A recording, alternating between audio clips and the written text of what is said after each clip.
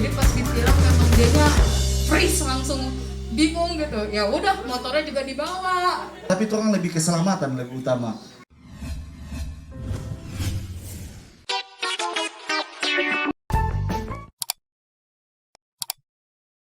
Teman-teman, Kaleb, komunitas Tuli Peduli Bitung. Semuanya tepuk tangan. Begini tangannya, semua. Ya. Ini artinya salamnya teman-teman Tuli. Ya, selamat malam. Perkenalkan, kami dari Kaleb, komunitas Tuli Peduli Bitung. Ini namanya Elton. Ya. Ini namanya Marco. Ini namanya Fania. Kalau saya sendiri Cira. Kalau saya sendiri adalah juru bahasa isyarat sebenarnya Pak. Jadi tapi kami lagi fokus untuk pengembangan Kaleb sendiri adalah memberdayakan teman-teman dia melindungi haknya anak-anak. Ya, memang anak-anak ini kan dia sensorik sih, memang ketunaannya sensorik itu bukan fisik. Dan memang kalau di lapangan biasanya anak-anak yang jadi korban tabrak lari Pak. Jadi misalnya mereka bawa motor gitu, tiba-tiba ada orang yang sambar, jadi jatuh gitu. Tapi bingung siapa itu tuh, orangnya udah lari duluan. Iya, padahal mereka sudah di sebelah kiri, selalu di sebelah kiri begitu. Terus tiba-tiba ada yang dari kemarin kejadian juga waktu itu sempat ditilang ya, namanya Aldi. Jadi dia disuruh beli es sebenarnya untuk di kafe, terus tiba-tiba ada yang deket Honda situ tuh dia tuli kan. Nah dia udah di terus dia udah keburu takut, mentalnya udah down dulu, kasihan jadinya. Jadi memang kan kalau mau dibilang memang sebenarnya anak-anak ini jadi memang perlu itu kan sih. Kalau mau dibilang hati-hati, mereka sudah hati-hati, pakai pelindung semuanya gitu. Cuman ya itu tadi. Jadi pas ditilang memang dianya freeze, langsung bingung gitu. Ya udah, motornya juga dibawa. Dianya jalan kaki bawa es, kan kasihan Pak. Ini Bapak Kapolres menambahkan kegiatan setiap harinya di bidang lalu lintas ya. Terima masukan dari teman-teman difabel untuk permasalahan sebenarnya SIM itu, kita ketahui bersama SIM itu bukan cuma sebagai simbol, itu sebenarnya bukti kompetensi mengemudi yang memiliki knowledge, skill, dan attitude.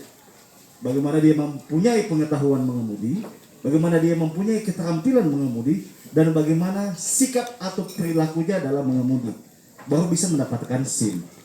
Ya, jadi bukan cuma sebagai KTP. Oh, kita sudah KTP, kita sudah warga negara Indonesia, bukan.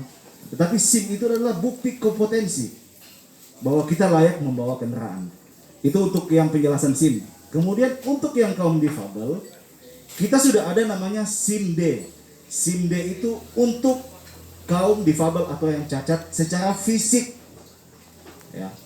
Dan diuji melalui kendaraan yang khusus. Kalau dia cacat kaki, berarti ada kendaraan yang putar pakai tangan. Kalau dia cacat tangan, berarti ada kendaraan yang tanpa setir, kayak gitu. Dan juga dipersiapkan jalur khusus.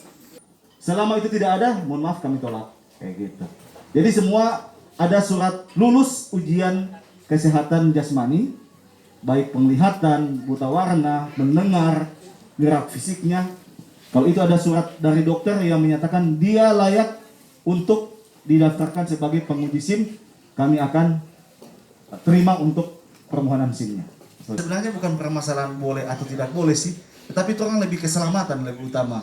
Karena kalau kita mau bilang boleh dispensasi, ya boleh kan, tinggal bilang boleh, silakan bawa motor. Tapi ketika terjadi dampak di lapangan yang merugikan orang lain, itu kan lebih masalah, kayak gitu toh. Kami juga pun secara sistem sudah diatur. Tetapi untuk fasilitas, ketika kami mengeluarkan SIM-D, bahwa dia sudah mendapatkan SIM-D, bahwa dia sudah mendapatkan surat izin mengemudi khusus difabel. Tetapi sarana dan fasilitas jalan yang saat ini di Kota Bitung belum menyediakan jalur-jalur untuk difabel tersebut. Itu yang kita tunda dulu untuk tidak dibuatkan karena fasilitas-fasilitas dukungannya itu tidak ada.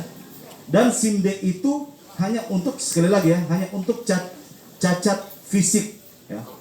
bukan, mohon maaf, ada yang tidak mendengar, ada yang tidak bisa bicara atau apa, bukan, dia hanya cacat fisik.